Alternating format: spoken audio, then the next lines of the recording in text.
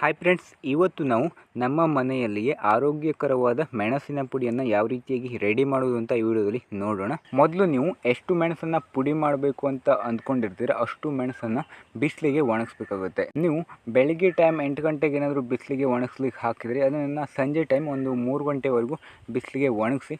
ನೀವು ಒಣಗಿಸೋದ್ರಿಂದ ಏನಾಗುತ್ತೆ ಅಂದರೆ ತುಂಬ ಚೆನ್ನಾಗಿ ಪುಡಿ ಆಗುತ್ತೆ. ನೀವು ಒಣಗಿಸದೆ ಹಾಗೆ ಏನಾದರೂ ಮೆಣಸನ್ನು ಪುಡಿ ಮಾಡ್ತಿದ್ದೀರಾ ಅಂತಂದರೆ ಅಷ್ಟು ಕರೆಕ್ಟಾಗಿ ಜಾಸ್ತಿ ಪುಡಿ ಆಗೋಲ್ಲ. ಅದರಿಂದ 3 ಗಂಟೆವರೆಗೂ ಮೊದಲು ಒಣಗಿಸ್ಕೊಳ್ಳಿ ಫ್ರೆಂಡ್ಸ್. ಬಿಸಿಲಿಗೆ ಹಾಕಿ ಒಣಗಿಸಿ ಆದಮೇಲೆ ತಕ್ಷಣ ಅದನ್ನು ನೀವು ಪುಡಿ ಮಾಡಬೇಕಾಗುತ್ತೆ. ಇವತ್ತು ಒಣಗಿಸಿ ನಾಳೆ ನೀವೇನಾದರೂ ಪುಡಿ ಮಾಡ್ತೀನಿ ಅಂದ್ಕೊಂಡ್ರೆ ಅದು ನೈಸಾಗಿ ಒಳ್ಳೆ ರೀತಿಯಾಗಿ ಪುಡಿ ಆಗೋಲ್ಲ. ಅದರಿಂದ ಒಣಗಿಸಿದ ತಕ್ಷಣ ಪುಡಿ ಮಾಡಬೇಕಾಗುತ್ತೆ. ಒಣಗಿಸಿ ಆದಮೇಲೆ ನೀವು ಈ ರೀತಿಯಾಗಿ ಕಟ್ ಮಾಡಬೇಕು. ಈಗ ನೋಡ್ತಾ ಇದ್ದೀರಲ್ವ, ಈ ರೀತಿಯಾಗಿ ಸಣ್ಣದಾಗಿ ಕಟ್ ಮಾಡ್ಕೊಳ್ಳಿ. ನಾನು ಮಾಡ್ತಿರೋ ರೀತಿಯೇ ಕಟ್ ಮಾಡಬೇಕು ಅಂತ ಇಲ್ಲ, ಒಂದು ಸ್ವಲ್ಪ ಹೆಚ್ಚು ಕಡಿಮೆ ಸೈಜ್ ಆಗಿದ್ರೂ ಕೂಡ ಆಗುತ್ತೆ ಫ್ರೆಂಡ್ಸ್. ಮೊದಲು ನೀವು ಈ ರೀತಿ ಕಟ್ ಮಾಡ್ಕೊಳ್ಳಿ. ನೀವು ನೋಡ್ತಾ ಇರೋದು Badrinayak blogs YouTube channel. First time ಈ ಒಂದು ಚಾನಲನ್ನು ನೋಡ್ತಾ ಇದ್ದೀರಾ ಅಂದರೆ ದಯವಿಟ್ಟು ಸಬ್ಸ್ಕ್ರೈಬ್ ಮಾಡ್ಕೊಳ್ಳಿ. ಹಾಗೆ ಈ ಒಂದು ವಿಡಿಯೋನ ಆದಷ್ಟು ನಿಮ್ಮ ಫ್ರೆಂಡ್ಸ್, ಫ್ಯಾಮಿಲಿ ಮೆಂಬರ್ಸ್ ಎಲ್ಲರೂ ಕೂಡ ಶೇರ್ ಮಾಡಿ.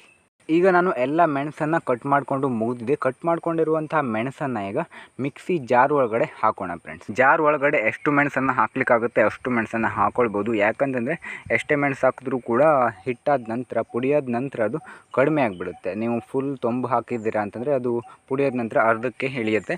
ಆದ್ದರಿಂದ ನಿಮಗೆ ಎಷ್ಟು ಹಾಕೋಕ್ಕಾಗುತ್ತೆ ಅಷ್ಟನ್ನು ಹಾಕ್ಕೊಳ್ಳಿ. ನಂತರ ಜಾರ್ ಮುಚ್ಚಳವನ್ನು ಹಾಕಿ ಕ್ಲೋಸ್ ಮಾಡಿ, ನಂತರ ಜಾರನ್ನು ಮಿಕ್ಸಿಗೆ ಹಾಕಿ, ನಂತರ ಮಿಕ್ಸಿಯನ್ನು ಸ್ಟಾರ್ಟ್ ಮಾಡಿ ಫ್ರೆಂಡ್ಸ್. ಈಗ ಮೆಣಸಿನ ಪುಡಿ ರೆಡಿಯಾಗಿದೆ. ಈಗ ನೋಡ್ತಾ ಇದ್ದೀರಲ್ವ, ಈಗ ಮೆಣಸಿನ ಪುಡಿ ತುಂಬ ಚೆನ್ನಾಗಿ ರೆಡಿಯಾಗಿದೆ. ನೀವು ಪುಡಿಯನ್ನು ಮಾಡುವಾಗ ಇದೇ ಥರ ಆಗಿಲ್ಲ ಅಂತಂದರೆ ನೀವು ಮಿಕ್ಸಿಯನ್ನು ಸ್ವಲ್ಪ ಜಾಸ್ತಿ ಟೈಮ್ ಹಚ್ಚಿ ಇಟ್ಕೊಳ್ಳಿ. ಆಗ ನಿಮ್ಮದು ಇದೇ ಥರ ತುಂಬ ಚೆನ್ನಾಗಿ ನೈಸಾಗಿ ಪುಡಿ ಆಗುತ್ತೆ ಫ್ರೆಂಡ್ಸ್. ಇದಿಷ್ಟು ನಮ್ಮ ಮನೆಯಲ್ಲಿಯೇ ಆರೋಗ್ಯಕರವಾದ ಮೆಣಸಿನ ಪುಡಿಯನ್ನು ರೆಡಿ ಮಾಡುವಂತಹ ವಿಧಾನವಾಗಿದೆ ಫ್ರೆಂಡ್ಸ್. ಈಗ ನಿಮಗೆ ಮೆಣಸಿನ ಪುಡಿಯನ್ನು ಯಾವ ರೀತಿಯಾಗಿ ಕಂಪ್ಲೀಟಾಗಿ ಮಾಡೋದು ಅಂತ ನಿಮಗೆ ಅರ್ಥ ಆಗಿದೆ ಅಂತ ಅಂದ್ಕೊಂಡಿದ್ದೀನಿ. ಇದೇ ಥರ ವೀಡಿಯೋಸ್ಗಳಿಗಾಗಿ ನನ್ನ ಒಂದು ಚಾನಲನ್ನು ಸಬ್ಸ್ಕ್ರೈಬ್ ಮಾಡ್ಕೊಳ್ಳಿ. ಇಲ್ಲಿಗೆ ಒಂದು ವಿಡಿಯೋನ ಮುಗಿಸ್ತಾ ಇದ್ದೀನಿ. ಮುಂದಿನ ವಿಡಿಯೋತೆ ಮತ್ತೆ ಎಲ್ಲರೂ ಕೂಡ ಸಿಗೋಣ. ಯಾರೆಲ್ಲ ಕೊನೆವರೆಗೂ ವಿಡಿಯೋನ ನೋಡಿದರೆ ಎಲ್ಲರೂ ಕೂಡ thank for watching. Bye bye.